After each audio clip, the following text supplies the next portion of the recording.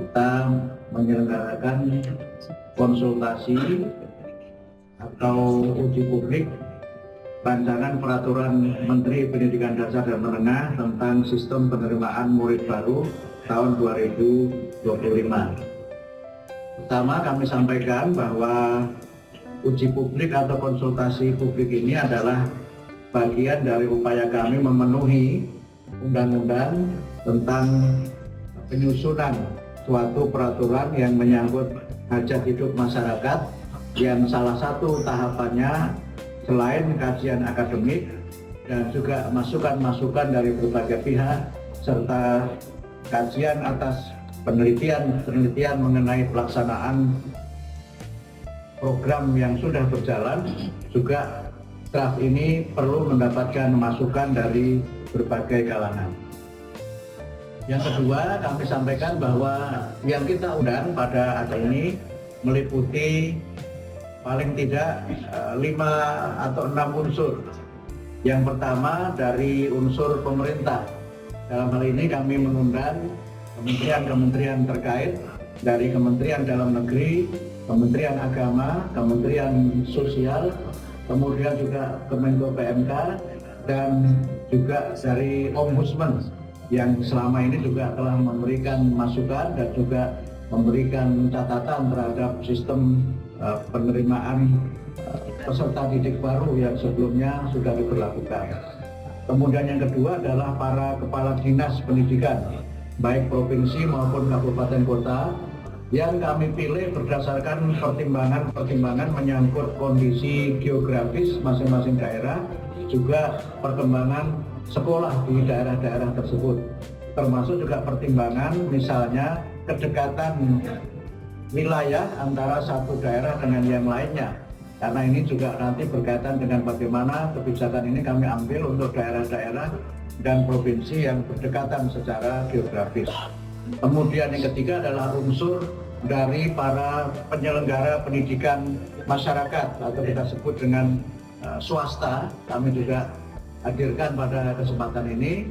Kemudian juga para pengguna, dalam hal ini adalah kepala-kepala sekolah baik negeri maupun swasta, dan juga kami undang para pakar, para peneliti, dan juga rekan-rekan dari media yang menjadi bagian dari penyelenggaraan acara ini. Kemudian kami harapkan setelah pertemuan ini ada masukan-masukan yang dapat menjadi penyempurnaan rancangan peraturan Menteri Pendidikan Dasar dan Menengah tentang sistem penerimaan murid baru tahun 2025. Kami sampaikan bahwa rancangan ini sudah kami sampaikan kepada Bapak Presiden dan beliau menyatakan setuju dengan substansi dari usulan kami. Kami sudah membahas juga dengan sudah kami sampaikan kepada Menteri Sekretaris Negara, dan juga sudah kami bahas tadi pagi sebelum saya ke sini dengan Menko PMK, dan intinya secara substansi juga sudah disetujui.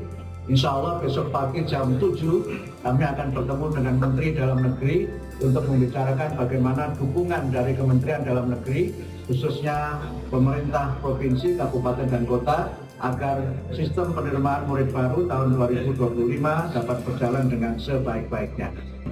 Ini yang kenapa kami ganti nama itu, karena selama ini muncul pemahaman yang kurang tepat, karena dianggap penerimaan itu hanya zonasi. Jadi kami sampaikan bahwa jalur penerimaan murid baru itu ada 4. Yang pertama adalah domisili atau tempat tinggal murid. Kemudian yang kedua itu jalur prestasi. Yang ketiga jalur afirmasi. Yang keempat jalur mutasi. Nanti ada penjelasan masing-masing dari 4 jalur itu. Tapi saya ingin menjelaskan yang baru. Yang baru untuk SD semuanya sama, tidak ada perubahan. SMP itu yang berubah adalah persentase masing-masing jalur. Dan untuk jalur prestasi yang baru adalah adanya, kalau sebelumnya jalur prestasi itu kan ada akademik dan non-akademik. Non-akademik itu hanya ada 2, yaitu olahraga dan seni. Ditambah lagi nanti itu adalah jalur kepemimpinan. Jadi mereka yang aktif sebagai pengurus OSIS, pengurus misalnya pramuka atau yang lain-lain, itu nanti menjadi pertimbangan melalui jalur prestasi itu. Jalur afirmasi itu persentasinya kita tambah, yang memang masih untuk 2 kelompok. Pertama adalah untuk penyandang disabilitas, kemudian yang kedua adalah untuk masyarakat atau murid yang berasal dari keluarga yang kurang mampu. Jalur mutasi itu adalah karena tugas orang tua, dan termasuk jalur mutasi itu adalah kuota untuk para guru yang mengajar di sekolah tertentu.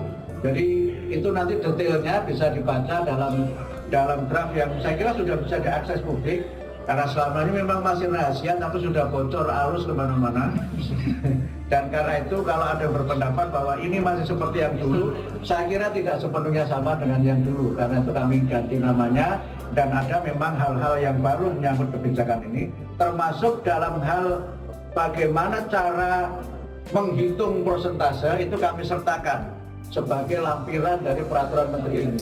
Harapannya supaya multi tafsir dari pelaksanaan aturan yang selama ini masih terjadi itu dapat kita minimalkan. Termasuk yang nanti juga akan kami jadikan sebagai bagian dari bagaimana sistem ini dapat berjalan dengan baik adalah transparansi menyangkut data dan daya tampung sekolah-sekolah negeri.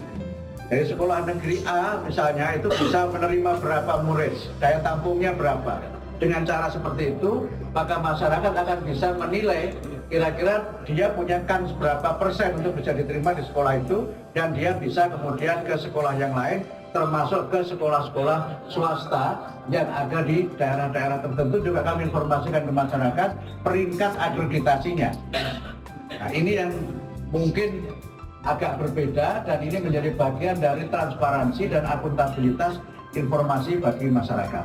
Tentu saja kemampuan masing-masing daerah berbeda, sehingga karena itu nanti dukungan dari pemerintah daerah untuk murid yang belajar di sekolah swasta itu dapat mendapatkan arahan dari Menteri Dalam Negeri sebagai tentu saja kementerian yang punya hubungan langsung dengan penyelenggaraan pemerintah daerah. Tapi ada satu yang nanti juga kami usahakan menjadi kebijakan adalah prioritas penerima PIP itu kami usahakan untuk bagi mereka yang belajar di sekolah-sekolah swasta. Ini upaya kami untuk, ini yang dari tingkat pusat, karena PIP itu kan alokasinya oleh pemerintah pusat. Tapi yang lainnya, misalnya ada pos daerah dan berbagai macam dukungan pemerintah daerah itu diserahkan kepada masing-masing pemerintah sesuai dengan kemampuan keuangannya. Tapi kami akan bicarakan besok dengan Menteri Dalam Negeri, mudah-mudahan juga ada dukungan kelembagaan dari Kementerian Dalam Negeri untuk memastikan bahwa setiap warga negara mendapatkan layanan pendidikan yang bermutu. Jadi kita ganti dengan sistem penerimaan mahasiswa baru. Ini karena dosen jadi belum, ini masih jet lag, malah sudah 100 hari masih jet lag. Sistem penerimaan murid baru, ini namanya, singkatannya SPMB. Nah, alasannya diganti kenapa? Ya karena memang kita ingin memberikan layanan pendidikan yang terbaik bagi semua. Yang kedua, ada beberapa kelemahan dari sistem lama yang perlu kita perbaiki. Solusinya, yang sudah baik kita pertahankan. Karena itu untuk SD tidak ada perubahan. Untuk SMP, jalurnya tetap sama, perubahannya pada persentase masing-masing jalur. Untuk SMA, itu lintas kabupaten kota, sehingga penetapannya adalah berdasarkan provinsi. Nah, itu yang baru dibandingkan dengan yang sebelumnya. Jadi kalau ada yang kritik, paling hanya ganti nama, ujung-ujungnya sama, saya kira tidak sama. Kalau sama, kenapa harus diganti namanya? Kira-kira begitu.